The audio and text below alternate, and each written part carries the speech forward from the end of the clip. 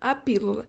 Na metade do século XX, os antibióticos começaram a ser utilizados, reduzindo a taxa de mortalidade entre crianças e mulheres, mas foi percebido que era preciso de um remédio que controlasse a natalidade. Então, em 1960, surgiu a molécula norintindrona, mais conhecida como a pílula. Foi o primeiro anticoncepcional oral, sendo essencial para o perfil da sociedade contemporânea, se atribuindo à revolução sexual, feminismo e várias outras conquistas. Antes do aparecimento da pílula, as mulheres que não queriam ter filhos se submetiam à ingestão de elementos prejudiciais à saúde, como o mercúrio. No século XIII, era crime se informar sobre o controle da natalidade, sendo que tal informação era necessária na época, pois ocorriam elevadas taxas de mortalidade materno-infantil, com maiores registros em famílias pobres. Famílias de classe média já utilizavam esse método contraceptivo, enquanto as de classe operária desejavam tal pílula. As mulheres de famílias numerosas escreviam cartas explicando os malefícios da gravidez indesejada.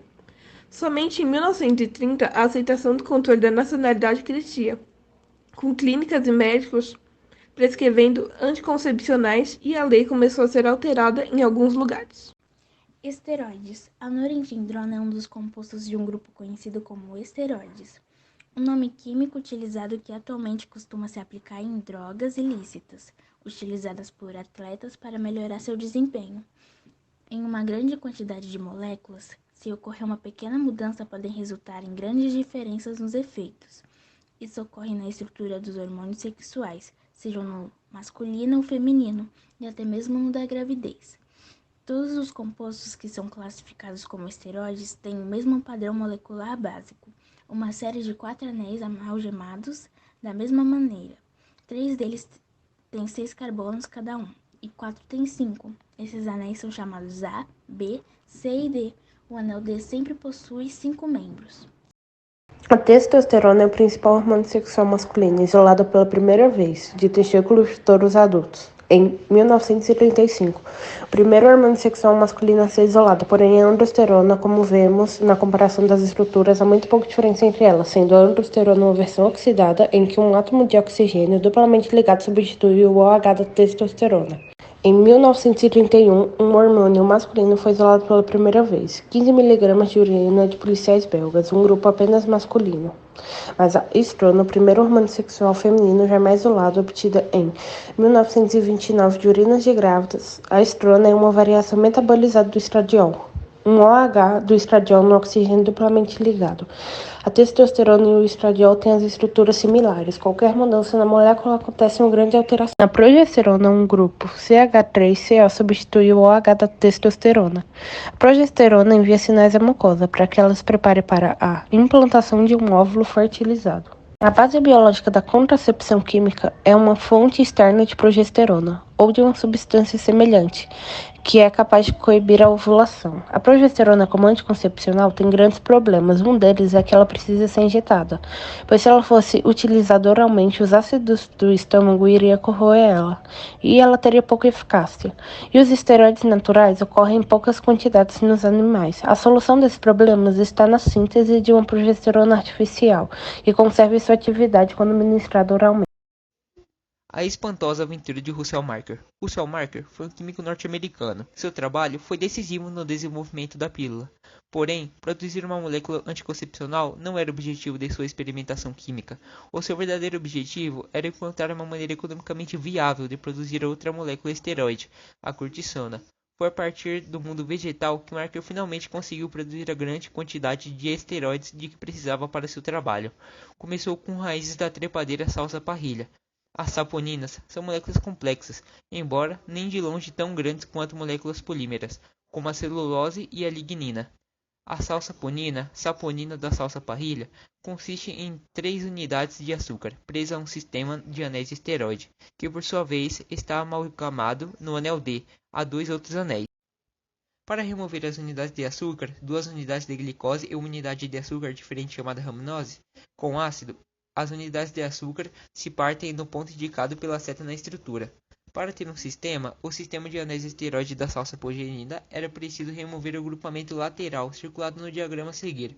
De acordo com a química da época, isso não podia ser feito, pelo menos sem destruir outras partes da estrutura esteroide.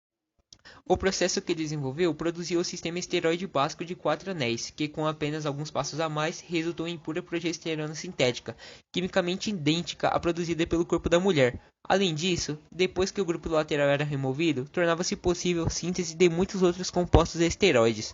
Esse processo, a remoção do grupamento lateral da saponinina no sistema esteroide, continua sendo usado hoje na indústria multibilionária dos hormônios sintéticos. É conhecido como degradação de Marker. Ele extraiu uma saponinina muito parecida com a da salsa parrilha. A única diferença era uma ligação dupla extra, indicada pela seta, presente no diosgenina, a saponinina do inhame silvestre. Marker havia descoberto outra espécie de Dioscorea, ainda mais rica na molécula diosgenina, que continha o esteroide. A síntese de outros esteroides. Em 1949, Cor Diarase, que tinha acabado de terminar seu doutorado, que defendia com uma tese que envolvia a conversão química de testosterona em estradiol. Ele trabalhava na Syntex, que queria encontrar uma maneira de converter relativamente progesterona do inhame selvagem na molécula de cortisona. Usando a degradação de Marker, Cor mostrou como era possível produzir cortisona a um custo muito mais baixo a partir da fonte vegetal, como a diosgenina.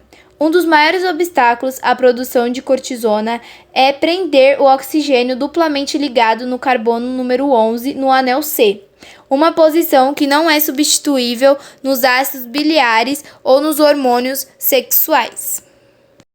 Posteriormente, foi descoberto o método original de prender oxigênio nesta posição com o uso do fungo Rhizopus nigricans. O resultado dessa combinação de fungos e química foi a produção de cortisona a partir de progesterona num total de somente 8 etapas, microbiológica e 7 químicas.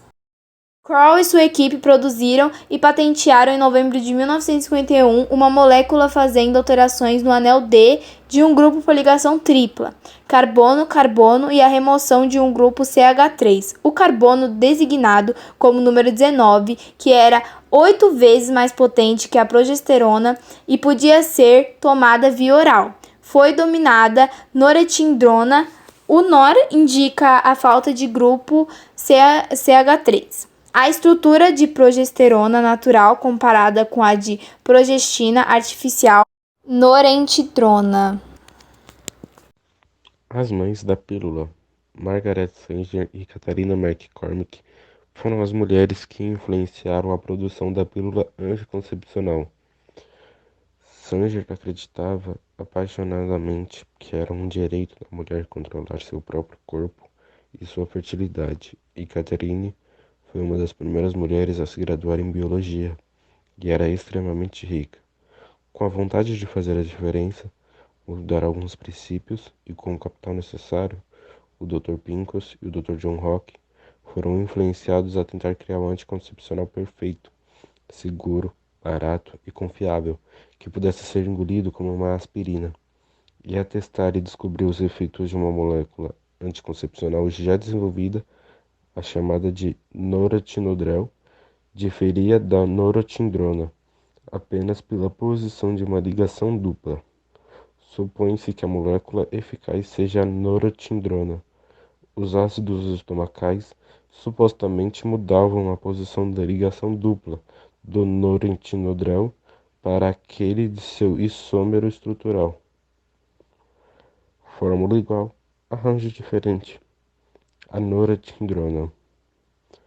As setas indicam as posições da ligação dupla. A única diferença entre o noretinodrel e a da Cearle e a norepinefrina da Syntex. Estudos começaram a ser realizados com a fachada de que seu objetivo era regularizar a menstruação das mulheres. Eles tinham que falar que esse era o intuito da pesquisa, pois nessa época existia muito preconceito com o método contraceptivo. Caso as pessoas soubessem o real motivo, a pesquisa não poderia seguir em frente. Entanto, com isso, a pesquisa seguiu em frente. Foi realizado testes em coelhos, pesquisas de campo situadas principalmente em Porto Rico e na Cidade do México. Mais de 2.000 mulheres participaram dos testes nesses países. Entre elas, a taxa de falha na prevenção da gravidez foi de cerca de 1%, comparado a algo de entre 30% e 40%. No caso de outras formas de contracepções, os testes clínicos da concepção oral foram um sucesso. A ideia lançada por duas mulheres mais velhas que haviam visto muitos da miséria e do tormento da fertilidade descontrolada era viável. Em 1957, o remédio Enovide recebeu aprovação limitada da Food and Drug Administration, FDA, como tratamento para irregularidades menstruais. No entanto, 2 anos depois de sua aprovação pela FDA, 500 mil de mulheres estavam tomando Enovide para suas irregularidades menstruais. Por fim, G.D. Cialis solicitou a aprovação do Enovide como contraceptivo oral, o que foi obtido formalmente em maio de 1960. Em 1965, quase 4 milhões de mulheres norte-americanas tomavam a pílula. E 20 anos mais tarde, estimava-se que nada menos que 80 milhões de mulheres no mundo inteiro estavam se beneficiando da molécula que os experimentos de Marker com o inhame mexicano haviam tornado